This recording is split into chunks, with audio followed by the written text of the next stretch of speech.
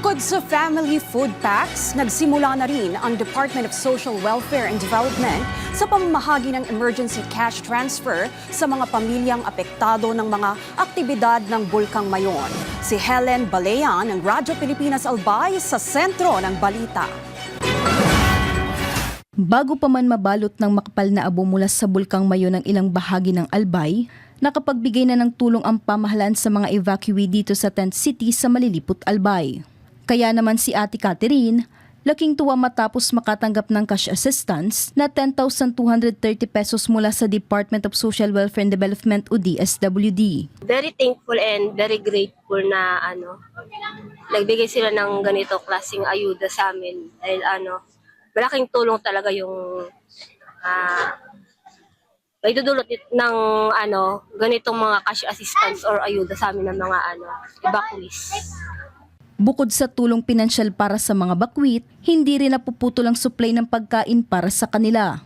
Sa katunayan, may inilagay na mobile kitchen at mga gamot dito para matiyak na matutugunan ang kanilang mga pangangailangan. Alinsunod sa utos ng ating Pangulong Ferdinand R. Marcos Jr., kailangan siguraduhin natin na may pagkain. So, yung setup natin ng local government, yung relay ng pagkain, tuloy-tuloy yun. I believe every 15 days, pumapasok yung food box namin. Nandiyan rin yung mga mobile kitchen. Pero malaki talaga yung taya dito ng local government. Sa kanila, fresh food na nga yung ginagawa nila. Bago sa Malilipot, una nang bumisita si DSWD Secretary Rex Gatchalian sa Castilla, Sorsogon para sa panunumpa ng 780 na bagong miyembro ng Pantawid Pamilyang Pilipino Program o 4Ps. Kaya naman si Ate Sherry na mag-isang itinataguyod ang kanyang 3 anak, laking tuwa ng mapabilang sa mga bagong benepisyaryo ng 4Ps. Para po kay President Bongbong Marcos, maraming salamat po at napabilang po kami sa 4Ps grantees.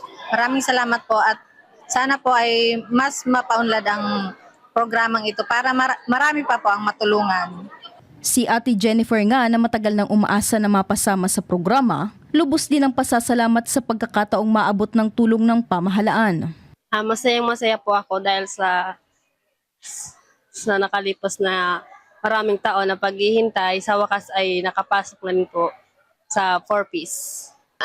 Malaking tulong po ito lalo sa aking mga anak, sa pag-aaral po nila at sa aming pamilya po. Kabilang sina Ate Sherry at Ate Jennifer sa Set 14 registration ng 4Ps na layong makapagdagdag ng halos 493,000 na bagong benepisyaryo sa buong bansa upang palakasin pa ang implementasyon ng programa sa mga komunidad. Sa pamamagitan ng patuloy na paglilibot at pagtutok sa mga programa, lalong pinagtitibay ng pamahalaan ng suporta para sa mga pamilya at komunidad na nangangailangan tungo sa kanilang pangmatagalang pag-unlad. Mula rito sa Albay, para sa Integrated State Media, Helen Balea ng Radyo Pilipinas, Radyo Publiko.